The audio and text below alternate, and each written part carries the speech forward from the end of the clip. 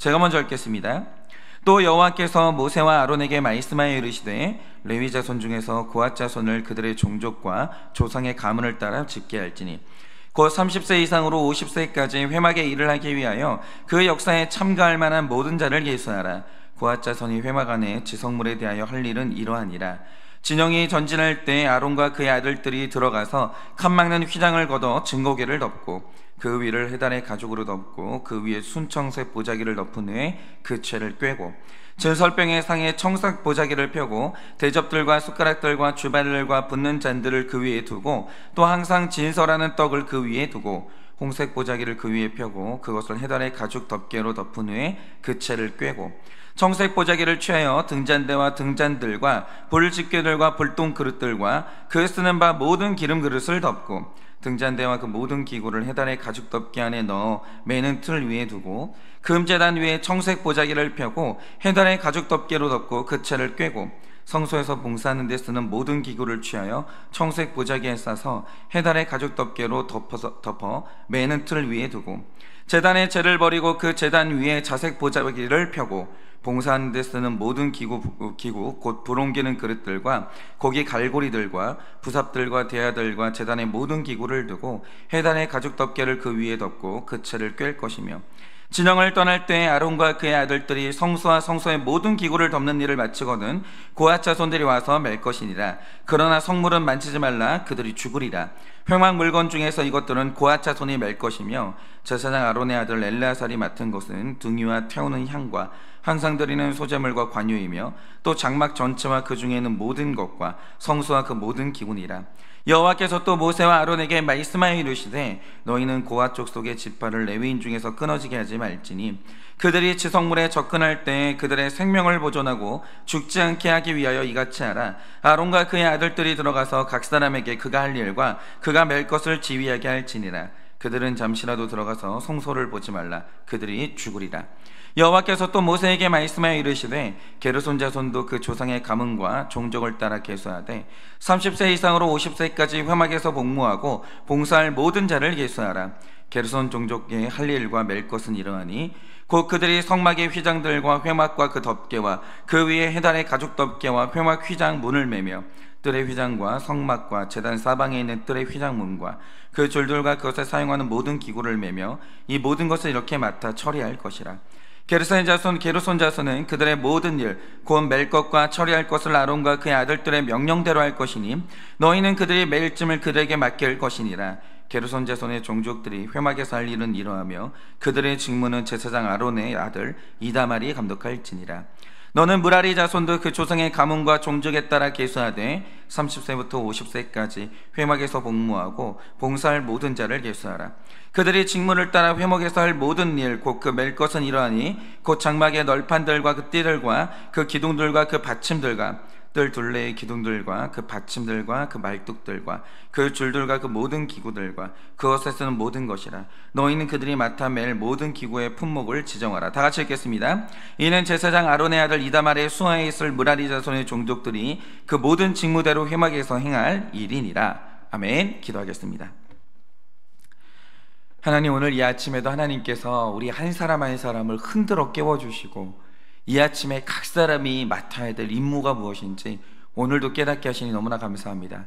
그렇습니다. 주님, 오늘도 우리는 부름받은 이유는 내가 그냥 존재하는 것이 아니라 구원으로 부름받은 이유는 내가 해야 될 사명이 있기 때문이고 내가 섬겨야 될 주님이 계시기 때문입니다. 오늘 우리가 이 땅에 사명 때문에 왔고 사명 때문에 가는 것인데 하나님, 오늘도 이 사명 귀히 여기며 이 사명 감당하는 준비를 하게 하여 주시고 이 사명 감당할 때 받는 복을 누릴 수 있도록 주님이 은혜를 허락하여 주시옵소서. 주님, 오늘 이 아침도 말씀하시면 듣겠습니다. 말씀하여 주시옵소서. 예수님의 이름으로 기도드립니다. 아멘. 네, 오늘은 우리가 말씀을 묵상할 때 고핫 자손에 대해서 좀 묵상을 하려고 하는데요, 제가 말씀을 묵상하다가 이 고핫 자손에 대해서 굉장히 많은 생각을 하게 됐습니다. 왜 그러냐면요, 한번 들어보세요. 어느 시대나 그 시대를 지배하는 시대 정신과 분위기라는 게 있거든요. 예를 들어서 우리가 이제 일제 시기와 전쟁의 시기를 겪을 때 모든 민중이 갈망했던 것은 정의였던 것 같아요. 그러니까 일제 시대 때는 독립이라는 정의를 갈망했고, 전쟁의 시기에는 평화와 자유를 그렇게 우리가 갈망을 했죠. 그리고 우리가 그 처참했던 시기를 지나서 60년대 이후부터는 성장과 번영에 대한 갈망이 대단했던 것 같아요. 잘 살아보자 이거죠. 정말 갈망이 뜨거웠던 것 같습니다. 그런데 이때만 해도 우리가 갈망하는 이것들이 공동체가 없으면 이룰 수가 없는 것들이었기 때문에 그때는 나만 중요한 게 아니라 너도 중요했어요. 나만 중요한 게 아니라 함께가 중요했다라는 거죠. 그래서 서로를 품고 아끼는 그런 따뜻함이 분명히 있었던 것 같아요. 그런데 이 민족이 기적적인 번영을 이루고 선진국의 반열에 이뤘습니다. 사실상 이거보다 더 이룰 것은 없는 것 같아요. 그러니까 우리가 미국이 될 수는 없잖아요. 그러니까 우리나라 땅덩이 안에서 이 정도면요 거의 다 이룬 것 같아요. 그런데 이렇게 이룰 것들을 다 이루고 나니까 이제는 딱 하나 남았는데 자아 실현의 갈망이 뜨거워진 거예요.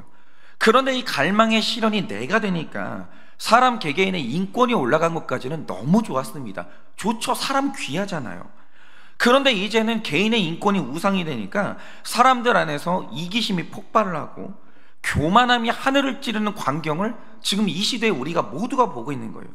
예를 들어서 최근에 이제 교사 선생님들의 교권 문제가 진짜 뜨거운 이슈로 대두되고 있는데요. 물론 학교라는 곳의 현장이요, 아이들의 목소리를 들어야 되고 아이들의 인권을 소중히 여겨야 되는 거 당연합니다. 아이들 너무 중요하죠. 그러나 우리 아이들의 미래를 위해서라도 강단에서 가르치시는 선생님들의 권위는요 반드시 지켜져야 되는 겁니다. 전 그렇게 생각을 해요. 그런데 교권이 완전히 무너지는 이 현실에서, 이 현실이 드러나는 상황에서 저도 뉴스를 보면서 도대체 우리가 왜 이렇게 됐는지 그 원인을 여러 사람들을 통해서 우리가 듣고 있잖아요. 그런데 여러분이 다들 들으셨겠지만 교권이 땅에 떨어지는 데 있어서 그 중에 하나의 원인이 뭐겠습니까? 예전에 선생님이라고 하면 나보다는 많이 배운 분, 존경할 만한 분, 내 아이에게 가르침을 주시는 분, 이런 인식이 굉장히 강했거든요. 그런데 이제는 사람들마다 선생님들에 대해서 그런 인식이 없는 거예요. 왜입니까? 선생보다 내가 많이 배운 거예요. 내가 더 똑똑한 거예요.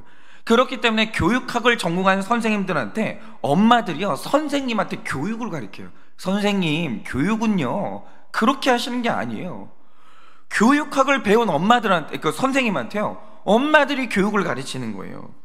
그런데 이게 교육의 현장에만 일어나는 일이냐? 그게 아닙니다. 지금 이 시대는 교만함이 하늘을 찌르는 시대가 됐기 때문에 모든 종류의 권위를 인정하지를 않아요. 이제 대학에서 교수님들은요 학생들의 돈을 받고 교육 서비스를 제공하는 서비스업이 됐어요. 뉴스를 전달하는 기자는요 완전히 신뢰도가 바닥에 떨어졌고요, 이제는 종교 지도자도요 사람들이 존경하지 않습니다. 오래됐어요. 그런데 모두가 자기를 우상 삼아서 온 세상에 교만함이 가득 찼습니다. 어떤 일이 벌어지고 있습니까? 아이들이요 이제 존경할 어른이 사라졌어요. 근데 여러분, 아이들 안에서 존경할 어른이 사라지면 어떻게 되는지 아십니까? 애들 안에 눌려있던 죄성이 폭발하기 시작해요. 애들이 괴물돼요. 이게 얼마나 무서운 세상인지 아십니까? 애들이요 좀만 누가 건드리잖아요 바로 경찰에 신고합니다. 정말 무서운 세상이 된 거예요. 그리고 선생님들은 자살로 생을 마감하는 무서운 세상이 된 거예요. 바로 이 시점에서 오늘 우리가요 고앗이라는 사람에 대한 말씀을 묵상하게 되는 거예요. 이 고앗에 대한 말씀은 지금 이 교만한 시대에서 너무나 필요한 말씀이고 위기를 겪고 있는 우리 가정에 대해서 꼭 필요한 말씀이거든요. 그래서 오늘은 이 고앗에 대해서 우리가 진지하게 좀 묵상을 하려고 하는데, 제가 오늘 말씀 1절에서 20절에 등장하는 이 고앗이라는 사람들의 사역을 보면서 제가 한 가지 든 생각이 있었어요. 그게 뭐냐면 고앗이 진짜 서러웠겠다 그거예요. 그럼 이 사람들이 왜 그렇게 서러웠을까? 근데 제가 이게 추측이 아닙니다. 실제로 역사 속에서 이들의 서러움이 폭발한 적이 있었어요. 그러면 이들은 왜 그렇게 서러웠는가 한번 들어보세요. 제가 어제 말씀드린 것처럼 이스라엘의 장자의 속전으로 레위인들이 부름을 받았고 이제 그들이 성전을 섬기는 일꾼들이 됐습니다. 그런데 신기한 건 부름받은 레위인들 중에서 죽을 수도 있는 가장 위험한 일을 하는 두 가지 가문이 있었는데, 첫째는 대제사장 아론의 가문 사람들이었어요. 그리고 그 다음이 오늘 말씀에 등장하는 고앗 자손이었다는 거죠. 그러니까 예를 들어서 어떤 곳에 이제 원자력 발전소가 있다면 거기에 엄청나게 많은 직분들이 있을 거 아니에요. 전기를 담당하는 사람도 있고, 시설을 담당하는 사람도 있고, 창고 담당하는 사람, 원전을 시켜주는 물을 담당하는 사람, 직원들의 식사를 담당하는 사람, 여러 직분이 있을 텐데 그 많은 사람들 중에서 가장 위험한 사람들이 누구겠냐고요. 단연 핵 연료봉을 직접 다루는데 가까이 가는 사람들, 어쩔 수 없이 거기에 관여할 수밖에 없는 사람들이 가장 목숨이 위험하겠죠. 물론 지금은 기술이 워낙 좋아서 굉장히 안전한 방식으로 이제 다루고 있겠지만, 만약에 원전이 팍 폭발했어요. 사고가 났어요. 그러면 핵물질과 가까운 데 있으면 있을수록 그 사람은 가장 위험하지 않겠습니까? 그런데 이 당시에 대제사장과 고앗 자손이 이랬다는 거죠. 제가 이번 주에 설명을 드렸듯이 하나님이 제시한 이스라엘 백성들의 위치를 보면 언제나 모든 백성의 중심에는 하나님의 임재를 상징하는 이 성막이 딱 있었어요. 중심에 있죠. 이 성막은 지극히 거룩한 하나님이 계시기 때문에 여기에 죄인이 무단으로 접촉한다, 그 즉시 소멸하는 불에 의해서 죽게 되어 있어요. 그러니까 굉장히 위험한 거예요, 이 성막이 중간에 있다는 것은. 그런데 이런 상황에서 그나마 제일 안전한 사람들이 누구겠습니까? 성막으로부터 가장 멀리 있는 일반 백성들이에요. 그리고 그 다음에 안전한 사람들이 일반 레위인들인데, 지금 이들이 백성과 성막 사이에 서서 백성이 성막으로 다가가지 못하도록 완충지대 역할을 해요. 그런데도 이 성막의 바깥에 있기 때문에 일반 레위인들도 그나마 안전해요. 그러면 그 다음으로 안전한 사람들이 누구냐? 바로 그게 21절에서 28절에 기록된 게르손 자손인데, 이들은 성막을 둘러싸고 있는 천막을 담당하는 사람들이에요. 그러니까 게르손 자손까지만 해도 하나님을 직접 대면할 일이 없기 때문에 성경을 보면요, 게르손 자손이 성막 가까이 갔다가 죽었다는 기록은 없어요. 그나마 안전하죠. 그런데 이 다음 임무부터는 좀 위험해져요. 29절에서 33절에 기록된 무라리 자손 같은 경우는 성막의 뼈대, 다시 말해 널판들과 띠들과 기둥, 받침들, 그리고 말뚝을 관리하기 때문에 성막의 가장 중심에 있는 지성소, 성소에 조금 더 가까이 가야 돼요. 그럼 이거 좀 위험해지는데, 이것만 해도 성소 물건을 직접 만지지는 않기 때문에 그나마 조금은 안전해요. 그런데 여기에서 문제는 대제사장 아론 가문의 후손들과 고앗 자손이 너무 위험한 거예요. 일단 대제사장 같은 경우는 이스라엘 백성 전체에서 유일하게 하나님이 계신 지성소에 직접 들어가는 한 사람이에요. 그런데 그것도 언제나 들어갈 수 있는 게 아니라 1년에 딱 한 번 대속죄일에 들어가거든요. 그런데 이때 들어갈 때 엄청 긴장됩니다. 하나님이 정하신 옷을 입고, 세마포 하얀 옷을 입고 하나님이 정하신 정결 예식을 다 지켜야 되는데 복잡해요. 그런데 만약에 이걸 하나라도 어기고 조금이라도 부정한 상태에서 지성소에 들어간다, 즉시 죽어요. 즉시 죽어요. 그러니까 이게 얼마나 긴장되고 두려운 순간이냐. 여러분, 나답과 아비후는요, 지성소에 들어갔다 죽은 게 아니고요, 그 근처에서 잘못된 절차로 제사를 드리다가 다 죽었다고요. 근처에서. 지성소로 들어간 것도 아니고요. 그런데 하물며 하나님을 직접 대면하는 대제사장이 하나의 예식이라도 잘못되고 빼먹었을 때 그때 어떻게 되겠냐 이거죠. 즉시 소멸해요. 소멸한다는 게 뭐냐면 죽는 게 아니라 존재가 사라져요. 태워지는 거죠. 너무 뜨겁기 때문에. 그러니까 여러분, 대제사장이 얼마나 위험한 직업이냐 이거죠. 그런데 이렇게 대제사장이 위험한데 안타깝게도 대제사장만큼이나 위험한 일을 하는 사람들이 고앗 자손이에요. 이들이 지금 지성소에 있는 법궤, 성소에 있는 떡상, 그리고 등지한 데를 직접 옮겨야 되는 사람들인데, 그런데 오늘 말씀 15절과 20절에 두 번이나 나오는 구절이 뭡니까? 원래 하나님의 성물은요, 보자기에 2중, 3중으로 싼 상태에서 기구에 달린 고리에 그걸 끼운 다음에 고앗 자손들이 어깨에 매서 옮기게 되어 있어요. 그런데 이때 성물을 만지는 권한은 오직 대제사장에게만 있기 때문에, 만약에 고앗 자손이, 예를 들면 이런 거죠, 막대기로 앞뒤로 사람들이 이제 어깨에 매가지고 들고 가는 거예요. 근데 한쪽 사람이 넘어져요. 경사가지 않아요? 하면서 이게 딱 만지는 거예요. 죽어요. 제가 지금 이걸 뭐 과장하는 게 아니라 죽어요. 이게 만지면 안 되게 돼 있는 물건이거든요. 그래서 이거 만지잖아요. 일반 백성들이 죽는 거예요. 그리고 심지어 제가 방금 말씀드린 대로 고아자손이 옮겨야 되는 성물 가까이로 갈 때 눈으로 볼 수 없도록 단단히 포장한 상태에서 그걸 가져가야 되거든요. 그런데 20절 말씀처럼 그들이 성소에 들어가서 보지 말아야 될 성물을 눈으로 봤다 그래도 죽어요. 그래도 죽어요. 그러니까 여러분이 생각을 해보세요. 나는 그러고 싶지 않았는데 혹시라도 포장이 풀려서 내가 나도 모르는 사이에 보게 됐다? 죽는 거예요. 죽어요. 그러니까 이 고아자손들은요, 성물 가까이 다가가고 그것들을 이제 어깨에 매서 옮길 때 이게 지금 죽고 사는 문제거든요. 이 내가 옮기는 물건이 이것 때문에 내가 죽을 수도 있어요. 이게 얼마나 두렵고 떨렸겠냐 이거죠. 여러분, 이렇게 이스라엘 백성 전체 중에서 대제사장과 고아자손은 죽을 수도 있는 엄청나게 위험한 임무를 맡았다라는 거죠. 그런데 여기에서 고아자손의 서러움이 폭발할 수밖에 없는 지점이 하나 있어요. 자, 대제사장이나 고아자손이나 똑같이 위험한 일을 합니다. 그런데 대제사장 가문은 영광받고 대접받아요. 그러니까 이 대제사장은요, 제사를 할 때 특별한 옷을 입어야 되는데요, 그 옷이라는 게 굉장히 화려해요. 머리에 쓰는 모자 같은 것에는 황금으로 두른 띠가 있고, 가슴과 어깨에는 이스라엘의 12지파를 상징하는 보석 박힌 보호대를 찹니다. 반짝반짝해요. 그거 입고 다니면. 그 옷은 광야에서 구할 수도 없는 화려한 색감의 옷을 입고 다니는 거예요. 그리고 그들은 그만큼의 대접을 받으면서 백성들의 존경을 한 몸에 받습니다. 이스라엘 백성 중에 딱 한 명 제사장만 이래요. 얼마나 영광을 받는지를 몰라요. 그래서 이 자리가 얼마나 화려했는지 위험한 일임에도 불구하고 이거 하고 싶은 사람은 굉장히 많았어요. 나도 대제사장이 되고 싶다 이거죠. 이 자리를 탐냈던 사람들이 많아요. 그런데 문제의 고아자손들은 똑같이 위험한 일을 하거든요. 그런데 이들은 성소에서도 백성들은 접근할 수가 없는 가장 깊은 곳에서 일하기 때문에 이들이 일하는 동안 이걸 볼 수 있는 사람이 없어요. 위험한 일을 정말 열심히 하는데 아무도 몰라요. 아무도 내가 이걸 한다는 걸. 그리고 위험한 일을 한다고 해서 특별한 옷을 입혀주냐? 그것도 아니고요, 일반 백성들하고 똑같은 옷을 입고 다니는 거예요.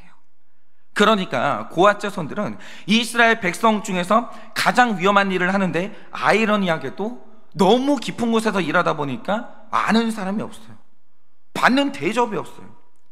제가 이 고아자손을 보면서 이 심장 생각이 나는데, 여러분, 우리 몸에서 눈이 없어지고 코가 잘려지고 입이 다친다고 하죠. 그러면 굉장히 불행해질 것이고 힘들어질 게 분명해요. 그렇지만 생존하고 사는데 아무 지장은 없어요. 야, 눈, 코, 입의 문제는 삶의 질의 문제인 거지 죽고 사는 문제는 아니라는 거죠. 그렇잖아요. 근데 여러분, 심장 멈추잖아요. 눈, 코, 입이 세상에서 가장 예쁜 스타라도 심장 멈추면 죽어요.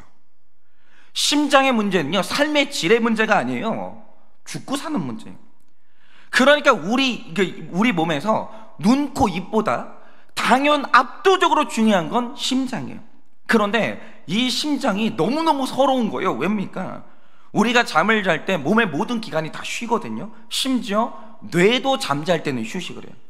근데 심장은요, 몸에 생겨서 한번 두근 하고 우리 몸에서 한번 뛰기 시작하잖아요. 그 순간부터 우리가 자는 동안에도 심장은 멈추지 않고 계속 뛰어요. 계속 일한다는 거죠. 그런데 이 심장이 우리 인생에서 유일하게 딱 한 번 쉬는 날이 언제냐? 우리가 죽는 날이에요. 여러분, 심장은요, 우리가 죽어야 쉴 수 있는 거예요. 심장이 그렇게 열심히 일합니다. 그러니까 이 심장이 얼마나 고마운 존재며 얼마나 중요한 존재냐 이거죠. 그런데 여기에서 이 서러움이 폭발한 이유가 뭐냐? 우리를 살리는 것도 심장이고 몸에서 가장 열심히 일하는 것도 심장인데 사랑은 눈, 코, 입이 받아요. 맞잖아요. 아니면 세상에 누가 우리를 사랑할 때 어머 자기 심장 너무 섹시해 이런 사람이 누가 있어요? 심장 때문에 사랑받는 사람 아무도 없어요. 누군가 우리를 사랑하고 내가 영광받는다라고 할 때 눈, 코, 입이 사랑받고 눈, 코, 입이 영광받는 거예요. 일은 심장이 다 아는데. 그리고 심장은 우리 몸에서 가장 깊은 곳에 있기 때문에 사실 사는 날 동안 존재하는지도 몰라요. 아니, 심장을 화장하고 사는 사람이 누가 있어요? 있는지도 모르는데. 그런데 심장의 존재를 알게 된 날이 언제입니까? 심장이 아파야 그때서야 심장이 있었구나 이렇게 되는 거예요. 그전에는 심장이요 죽도록이라도 그걸 아는 사람도 없고 영광스럽게 여기는 사람도 아무도 없다는 거예요. 심장이 늘 뛰고 있으니까요 심장 뛰는 거 당연하게 생각하는 거예요. 심장이 이렇게 서럽다 이거죠, 이렇게. 그런데 고아자손이 심장이에요. 이스라엘 백성 중에 두 번째로 중요하고 가장 위험한 일을 감당하고 있는데 아무도 못 봐요. 그걸 아무도 못 보는 거예요. 그러니까 이들이 그렇게 위험한 일을 하는데 받는 영광도 없고 알아주는 사람도 없는데, 문제는 이 서러운 일을 누군가는 해야 되거든요. 그러니까 하는 거예요. 누가 해야 되니까. 그러니까 이걸 하필이면 고아자손이 감당을 했다라는 거죠. 그런데 여러분이 생각을 해보세요. 사람들은 고아자손들이 이렇게 열심히 이렇게 중요한 일을 하는지 전혀 몰라요. 박수는 다 대제사장이 받고 고아자손들은요 아무 영광도 못 받아요. 그렇게 살아요. 그런데 만약에 고아자손이 이 자리에서 이름도 없고 빛도 없이 이렇게 사는데, 만약 어느 날 고아자손들이 난 더 이상은 이렇게 못 살겠다, 나는 못 산다, 에이 그러면서 파업하고 나도 제사장이 되겠다 이러면서 자리를 이탈한다, 그러면 어떤 일이 벌어질 것 같으세요? 민수기를 보면 그 일이 실제로 일어나요. 여러분이 앞으로 민수기 16장으로 가시면 고라라는 사람들의 무리가 나오는데, 이 고라가 고아자손이에요. 그런데 이 사람들이 이름도 없고 빛도 없이 사역하다 보니까 어느 날 생색이 터집니다. 빵 하고 터져요. 그리고 이 사람들이 당을 만들고 반란을 일으키는데, 그러면서 외친 게 뭡니까? 우리가 다 거룩하고 하나님이 우리 모두를 택했는데 왜 너희만 좋은 옷 입냐? 모세 아론한테 그러는 거예요.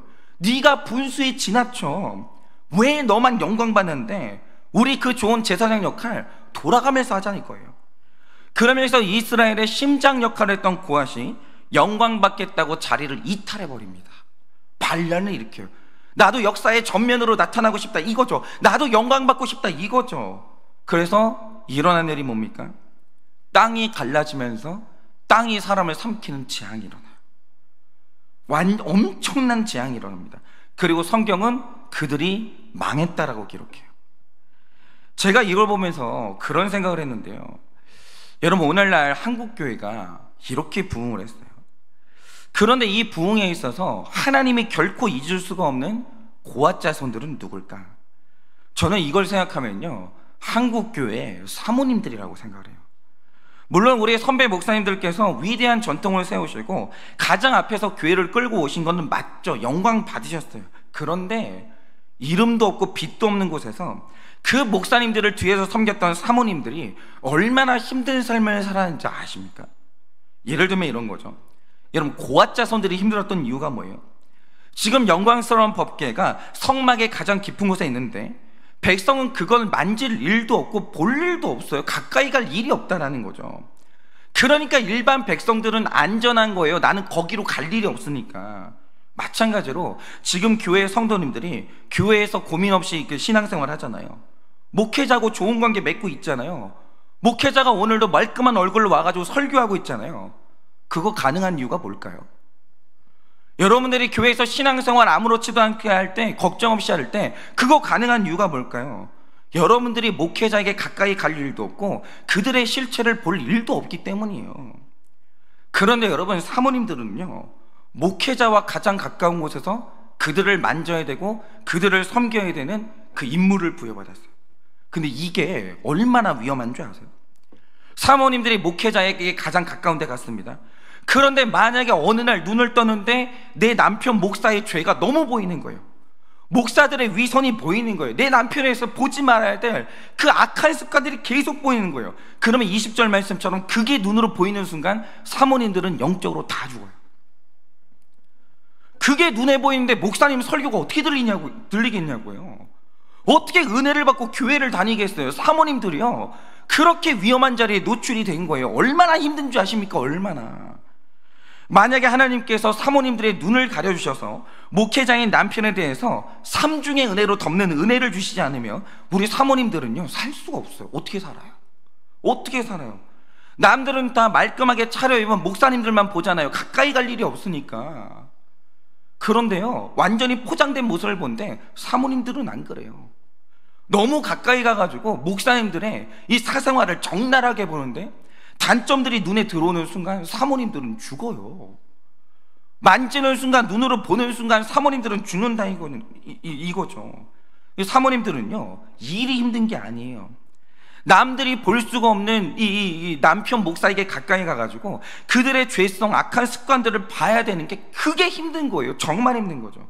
그런데 여러분, 이 한국교회 사모님들의 위대함이 뭡니까? 죄인된 남편의 사역을 위해서요, 은혜로 품고 품고 품고 또 품는 거예요. 봤잖아요, 덮는 거예요. 그러면서 그분들을 섬기고 묵묵히 왔는데, 한국교회가 여기까지 오는 동안 사모님들이 그 힘든 사역을 했는데 사모님들의 위대함을 알아준 사람들이 있었냐? 없어요. 없어요. 아무도 없어요. 그냥 교회에 무슨 일 생기면 목사님하고 뭐 부딪히기에는 좀 어색하고, 이러니까 사모님들한테 쓴소리 다 했죠.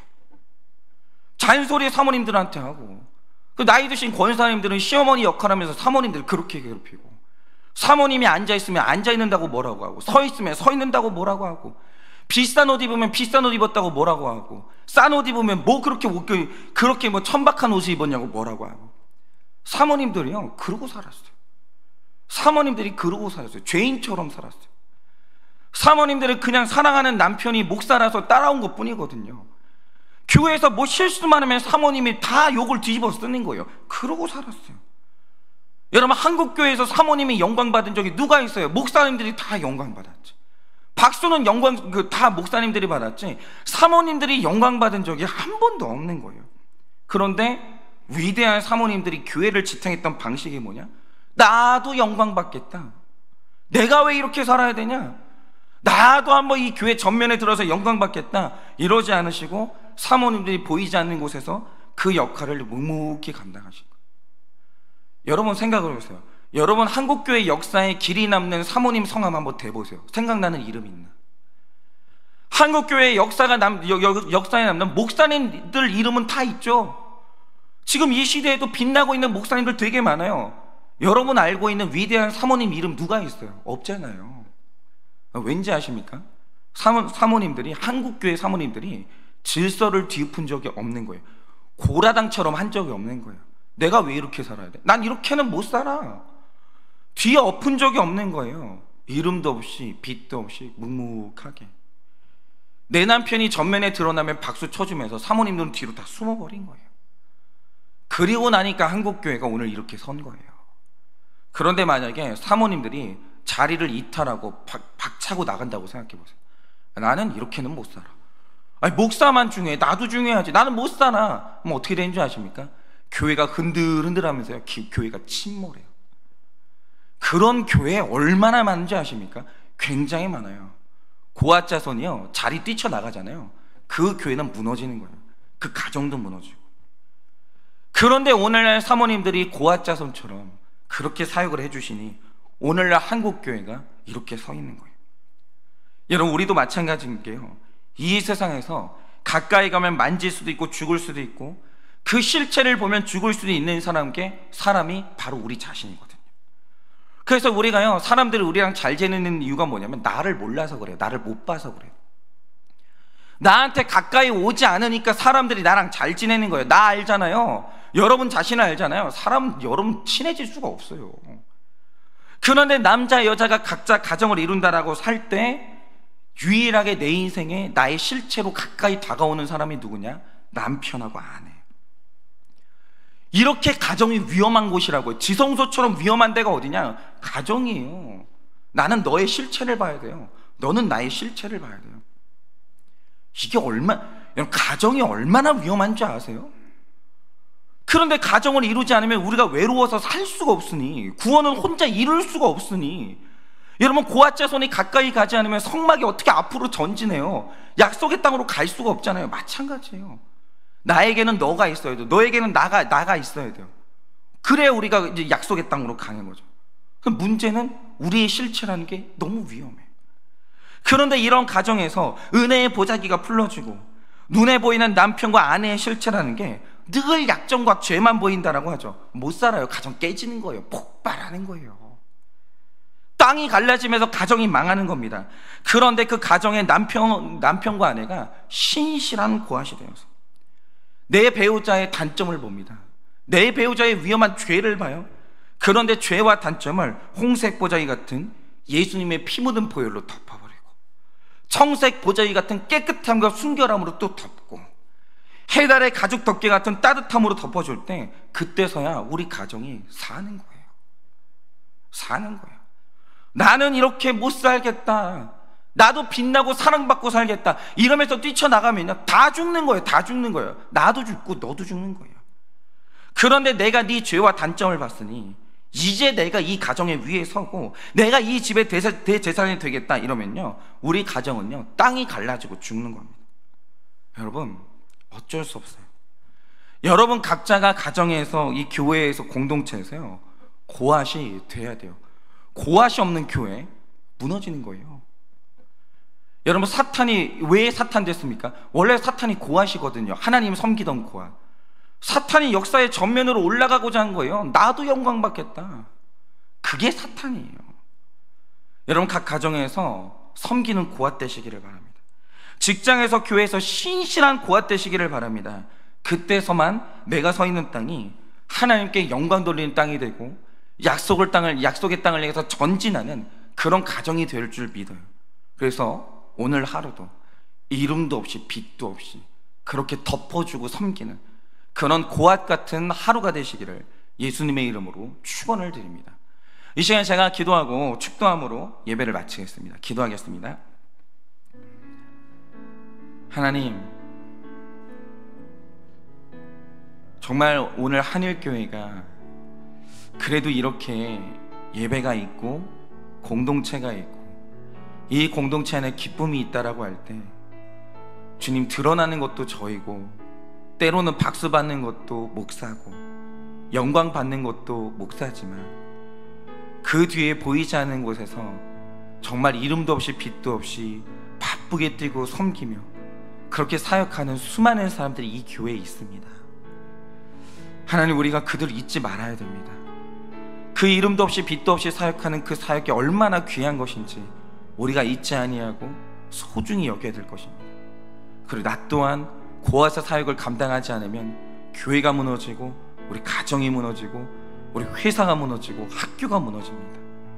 하나님, 이 고아의 사역, 이름도 없이 빛도 없이 그 사람의 단점과 그리고 모든 죄악들을 덮어주고 함께 옮겨주는 그 사역이 얼마나 귀한지를 깨달아 우리 모두가 이 고아의 사역을 잘 감당하게 하여 주시고, 그래서 나도 살고 내 가정도 사는, 나도 살고 내 교회도 살고 공동체도 사는 놀라운 사역을 이룰 수 있도록 오늘도 은혜를 허락하여 주시옵소서. 지금은 우리 주 예수 그리스도의 은혜와 하나님 아버지의 그 크신 사랑과 성령님의 위로하시고 교통하여 주시는 그 역사하심이 오늘도 고앗처럼 가장 위험한 곳에 가까이가 이름도 없이 빛도 없이 섬기고 위험하고 더러운 것들을 덮어주며 약속의 땅까지 힘써서 섬기기를 원하는 사랑하는 우리 모든 성도들의 머리 위에 지금으로부터 영원 무궁토록 함께 있을지어다. 아멘.